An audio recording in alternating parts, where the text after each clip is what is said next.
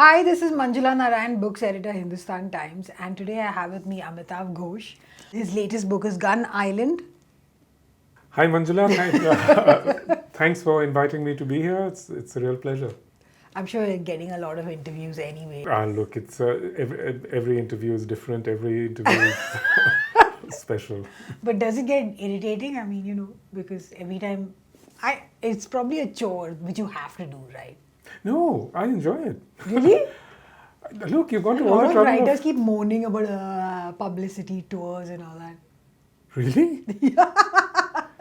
They should count themselves lucky to have publicity tours. This whole world of publishing and book publishing, you know, interest in books is dwindling in many ways. It's not as central to the culture as it used to be. So we really are. We are in an attention economy now. We are fighting for people's attention. So we should be grateful for it when we have it. Right. So now this book, it kind of retraces a lot of your earlier preoccupations, migration and environmental disaster and myth, and the way myth is so real in our lives. Though we try, as modern individuals, we try to discount its strength and, its power. So talk about that. Yeah, it's true actually that when I finished writing this book, I suddenly realized that actually all my obsessions have sort of found their way into this book. You mentioned myth. I mean, myth and folklore are something that I've always been interested in. Similarly, animals and so on. I mean, that's another sort of long-standing interest of mine. Forests, animals, and so on. Archaeology, another interest of mine, and equally, history. I love history. History is something that I find myself deeply immersed in, and etymology. I mean, etymology is absolutely at the heart of this book. So all these things are there. I mean, they found their way into it, which is, of course, what you would expect, because when you think about something. If you really are obsessed with things, then they find their way into your work, one way or another. No, the myth of Manusha, which is very Bengali, Yes. and I found that earlier you didn't focus so much on Bengali-ness, and I find that a lot in this book. Is it my imagination? Even more than Manusha Devi, the mythology surrounding Chand Shadagar, the merchant, Chand the merchant, and the merchant figure crops up often in Bengali mythology. I mean, most powerfully in the Manusha tales, but in many other myths and so on, they also the merchant figures in those as well. So this is something very specific to Bengal, I think. I mean, this whole mythology surrounding a merchant who travels overseas. That's the whole point of the legend. So I found that very, very interesting because I've traveled a lot. I've been to many places and so on. So it seemed in a way to reflect, my own experience in so many ways. And what is particularly interesting about the whole legend of Manusha Devi, especially the long poems about her that were written in the 14th, 15th, 16th centuries and so on, is that, they really reflect the conditions of life in Bengal, Snakes for one, I mean, a lot of people die of snake bite in Bengal. Snakes are very much a feature of, I mean, all Indian life. Yeah, that's true. We call them myths, but in many ways they actually represent the realities of life, The storms which we have in Bengal, cyclones, etc., famines, droughts, all of that goes into, these mythical stories. So they do really express some very real aspects of life in that region. And in the Sunderbans and all that. Yes, exactly. Okay. Exactly. But I was also thinking about how you brought out the similarity between the slave trade and indentured labor, and the similarity and the dissimilarity, of course, and the movement of labor today. Yeah. And the difference in how now labor towards the end, you said that they're making their own choices to move, whereas under colonialism, people were just moved without their consent, or they had no choice.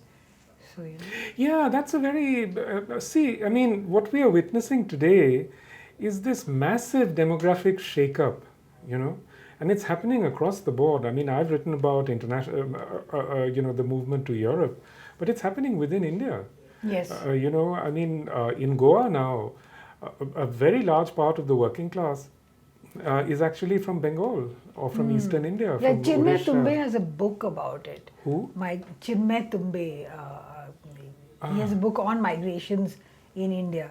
Yeah. Oh, okay. Very I must look it interesting. up. Yeah. There's a massive sort of shift of demography happening within India, and it's related to climate and to economy naturally. I mean, the Sunderbans have been so badly affected in these last few years, that there's a massive outmigration from the Sunderbans, into the cities and across India, and some of them are also going abroad.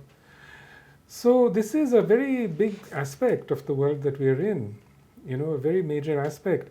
But if you look back on other demographic shifts of this kind, of course, the one that comes most readily to mind is that of the slave trade. The slave trade, huge numbers of people taken from mainly from Africa, to the New World. Also, many people in the New World were enslaved, And then once the slave trade stopped, it was substituted with indentured workers, Yes. Coolies as they were called, most of whom were from India, Yes.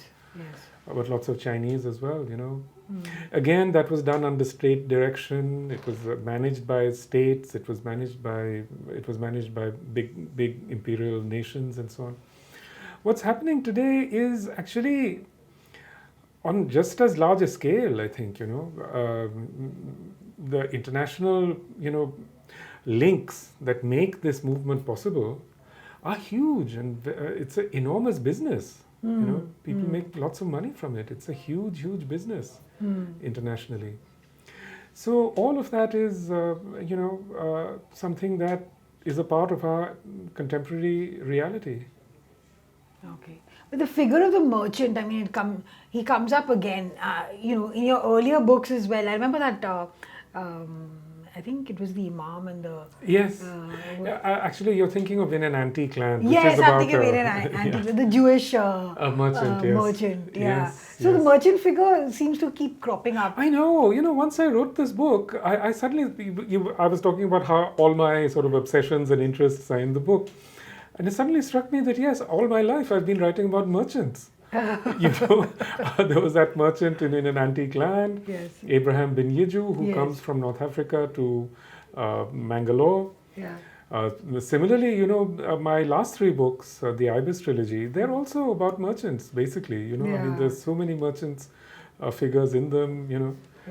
So in some way, I suppose I can trace those interests back, to this whole mythology of Bengal. Oh, okay. Maybe, I don't know. I mean, you wouldn't have thought it out. I mean, wouldn't have just thought. like- Yeah, I didn't think it out, yes. Yeah. But as an academic, do you find yourself, I mean, your academic self, do you find that you're looking at yourself when you're writing and tracing ideas? I should say Isn't straight that away, difficult? I'm not an academic. I don't. No, I mean, But I have, I have studied. yeah. I have a PhD. I read a lot of books. Yeah. Yeah. In that sense, that's what I meant. Yes. Yeah, those interests, of course. I mean, they find their way into my work all the time. I mean, especially my interests in, say, let's say, environment and those things. I mean, but also my interests in history. History, I think I would say, is perhaps my greatest interest. And certainly in this book, a lot of history finds its way into the book. Okay, and also the conflict of faith and reason. I found that in the figure of this guy. So, Yeah, I think. I mean, he very much wants to believe in logical things, but the whole world seems to be kind of not. logical. I mean, we all want to believe that life is logical, but It's it not, teaches is it? us otherwise. So, Let's start with the most simple premise. If life were logical, then people would be doing something about climate change, and they're not. yes. You know, so from that, initial premise, we can see that the world is not a logical place. It's not. It doesn't run on reason. We were taught to believe that the world is a reasonable place, that it functions according to people's rationality and reason. But we realize now that reason, rationality. I don't think it's always that reason is faced against unreason. It's often that there are many different kinds of reason. And someone who has faith follows reasons of a certain kind. So I don't think it's just necessarily faith versus reason. I mean, often believing in reason is itself a faith. Yes, of course. Yeah. And we see that very much, increasingly so, when it becomes perfectly clear that if you insist in believing in reason, then you have, obviously, because it's a faith, it's a belief, because like Pia in the novel. yes, exactly, if you like, yes. Yeah, I don't know if you saw this recently. There was a very interesting article in the New York Times about US Navy pilots who had seen unidentified flying objects. Nobody knows what these objects are, but they were filmed, they had extensive video, they had all sorts of, sightings, and repeatedly, So the article, it describes what these pilots said, and then it quotes a scientist. And the scientist says, oh, there could be so many explanations. For example, they might have had a memory lapse. So I found that very interesting. Yeah.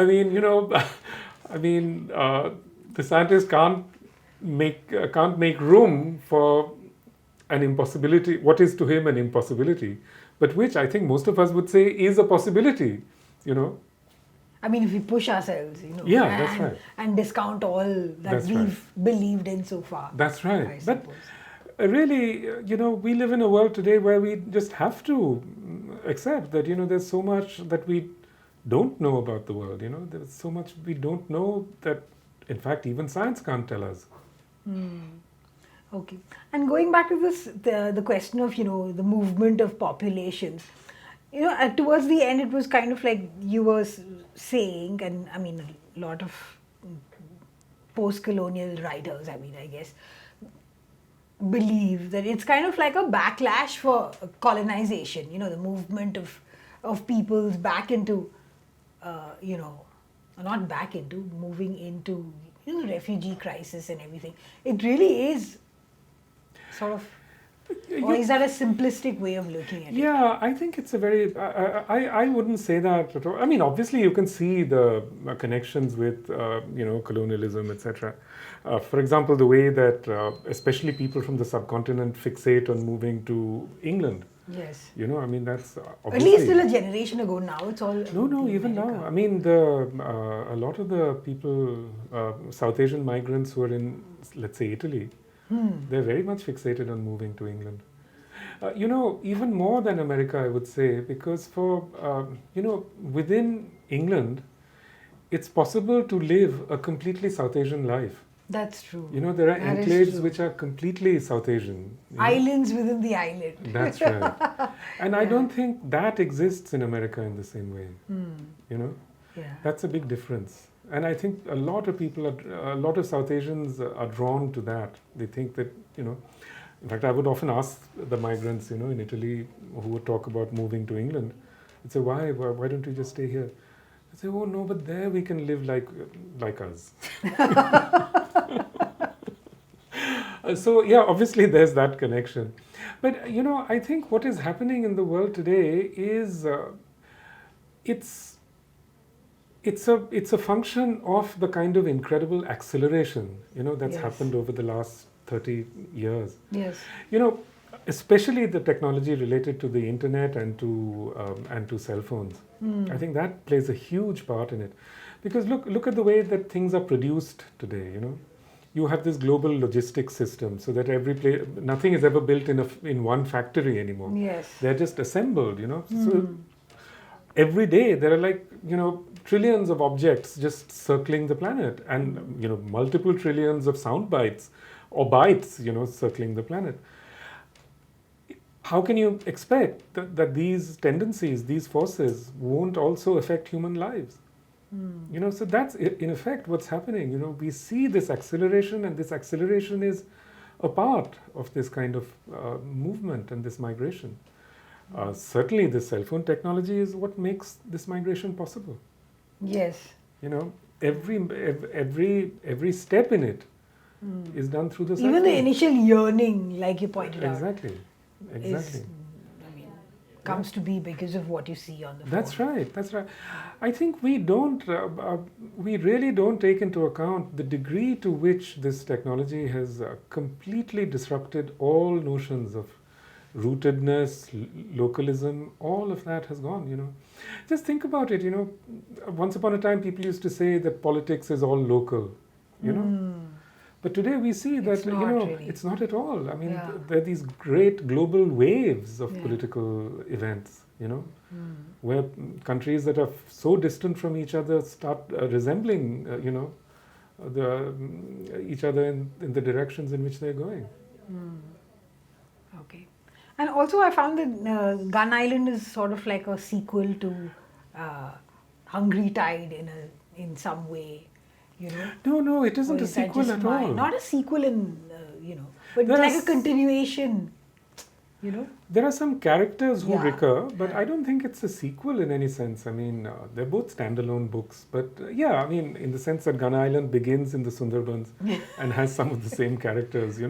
There's a Like you there meet is them a again connection. and you think, oh, Yeah. okay. But I can't tell you how many people were astonished to discover that some of these characters were in another book. Really? They hadn't read the early book, that's why. That's probably.